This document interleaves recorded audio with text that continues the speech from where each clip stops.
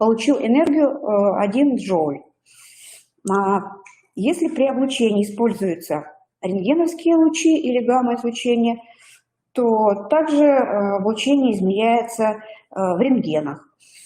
То есть 1 Грей у нас равен 100 рентгенам. Необходимо при этом также учитывать, что ионизирующее излучение при одной и той же дозе по-разному действует на разные органы. Скажем, каждый орган, имея свою особенность строения и свою плотность ткани, имеет свой коэффициент радиационного риска. К примеру, для легких этот коэффициент составляет 0,12, а для щитовидной железы лишь 0,03 доли. Радиоактивные вещества принято оценивать по их активности. Активность определяется числом распадов, происходящих в данном количестве вещества за единицу времени. Период полураспада радиоактивного изотопа – это промежуток времени, за который число радиоактивных атомов данного изотопа уменьшается вдвое. Наиболее опасны те радиоактивные вещества, период полураспада которых близок к продолжительности жизни человека. Большую опасность для здоровья представляют наиболее распространенные в природе изотопы, например, стронций-90, период полураспада которого составляет 28 лет, или цезий-137. Период полураспада этого вещества в организме человека составляет 33 года. Из короткоживущих радиоактивных изотопов наиболее распространен радон-222 называется. Период полураспада этого вещества составляет около 4 суток. На самом деле организм реагирует на радиацию не на саму радиацию, а на источник этой радиации. Радиоактивные вещества, попадая в организм через воздух, скажем, при дыхательном процессе, также при употреблении пищи и воды, изначально вода и пища, которые были облучены, попадающие в организм. Самое опасное облучение – это внутреннее. Его иногда используют с целью лечения некоторых заболеваний в медицинской диагностике. По характеру воздействия на человека различают несколько видов радиации. Это, первое, альфа-частицы. Они классифицируются как тяжелые частицы, имеют положительный заряд и выступают в форме ядра гелия. Воздействие на организм человека носит порой необратимый характер. Второе – это бета-частицы, это обыкновенные электроны. Третья группа – это гамма-излучение, которые имеют очень высокий уровень проникновения в организм человека. Четвертая группа – нейтроны, это электрические заряженные нейтральные частицы. Они существуют только в тех местах, где есть рядом атомный реактор. Обычно человеку на ощупь данный вид радиации невозможно ощутить это воздействие этого вещества на организм, поскольку доступ к реактору в таких организациях весьма ограничен. И пятая группа радиации – это рентгеновские лучи, известные нам всем по процедуре прохождения медицинского осмотра.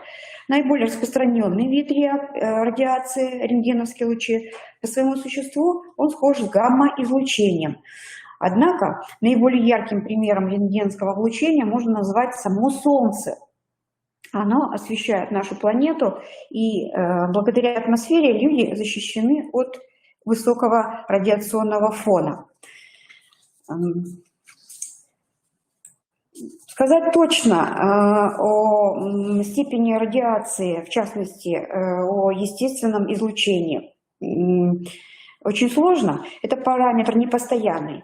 То есть само естественное излучение, которому подвергается организм человека, зависит от географического местоположения, определенного времени периода в данный момент, и показатель этот меняется в пределах широкого диапазона. Например, показатель радиации на московских улицах колеблется от 8 до 12 микрорентген в час, а вот в горных вершинах он выше почти в 5 раз, поскольку там защитные возможности атмосферы гораздо ниже, чем в населенных пунктах, которые ближе к уровню Мирового океана. Стоит также отметить, что в местах скопления пыли и песка, насыщенного высоким содержанием урана либо тория, уровень радиационного фона будет значительно увеличен. На организм человека... Предельно опасными принято считать альфа, бета и гамма частицы, которые возникают при излучении. Именно эти частицы являются причинами генетических заболеваний, злокачественных опухолей и даже смерти. Радиация атомных электростанций, излучаемая в окружающую среду, по мнению экспертов, не имеет такого опасного характера, хотя и сочетает в себе практически все разновидности радиоактивного загрязнения.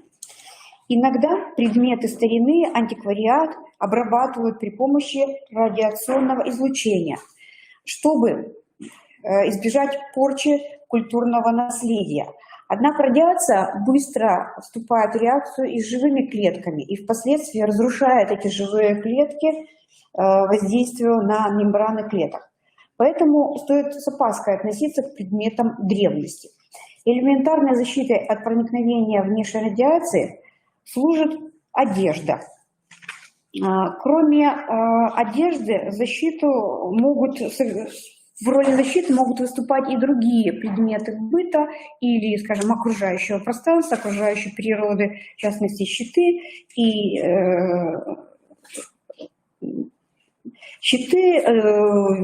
постройки, какие-то насаждения,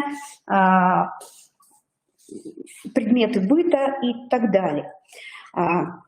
Биологическое действие ионизирующих излучений на организм имеет, в свою очередь, ряд особенностей. Неся в себе огромную опасность для здоровья и жизни человека, оно, к сожалению, не ощутимо органами чувств человека. Существует скрытый или так называемый инкубационный период проявления действия ионизации или ионизирующего излучения, и этот период может быть весьма продолжительным. Одним из видов последствий облучения являются так называемые генетические эффекты. Это разные наследственные заболевания, возникающие в результате мутаций в половых клетках. Получаемые человеком дозы излучений накапливаются в организме, кумулируются, поэтому вероятность возникновения этих заболеваний пропорциональна длительности действия радиации. Наиболее чувствительными к облучению являются дети, причем в период роста. Степень чувствительности к облучению различных органов и тканей человека не одинакова. Об этом я говорила чуть выше. Это зависит от плотности органа и от особенностей строения, от кровоснабжения этого органа. Радиочувствительность, еще одной особенностью воздействия ионизирующего излучения на биологические системы является тот факт, что радиочувствительность живых организмов весьма различна. Смертельная доза, предположим, для бактерий, она в 100 раз превышает дозу, которая может быть смертельна для млекопитающих. На живые организмы излучение способно действовать, выбивая электроны из атомов клетки. Это так называемый процесс ионизации живой ткани. Ионизация нарушает жизнедеятельность клеток, отрицательно сказывается на состоянии здоровья человека и может, как уже упоминалось выше, привести к летальному исходу биологической системы. Механизм действия заключается в поглощении энергии ионизации организмом и разрыве химических связей его молекул с образованием высокоактивных соединений, так называемых свободных радикалов.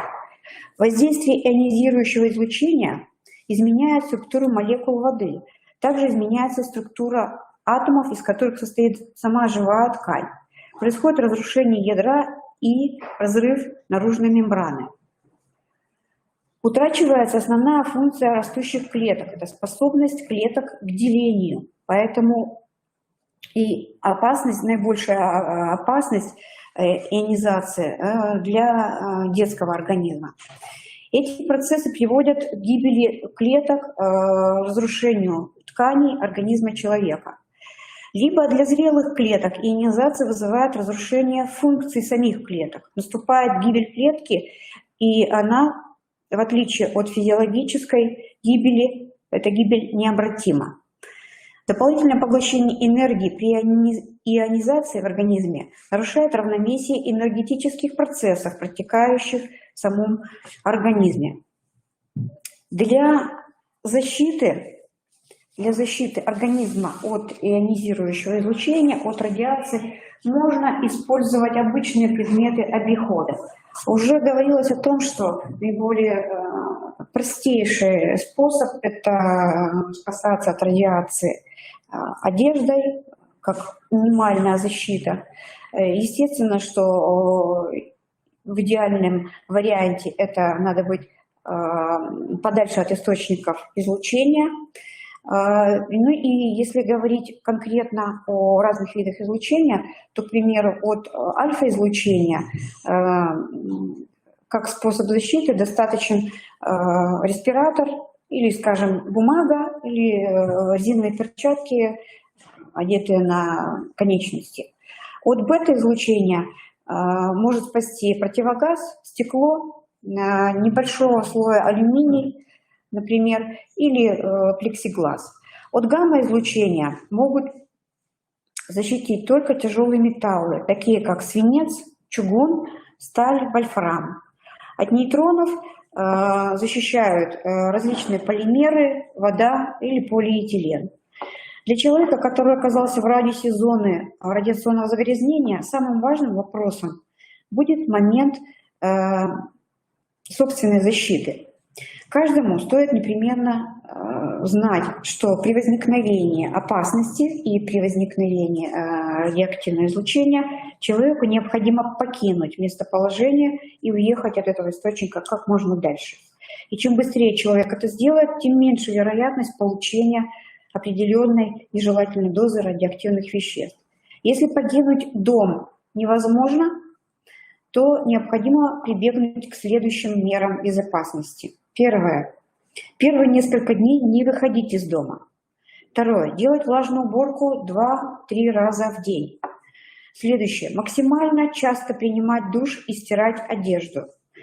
Следующее. Обеспечить защиту организма от вредного радиоактивного йода-131, то есть помазать небольшой участок тела раствором медицинского йода, и эта процедура действенна в течение месяца.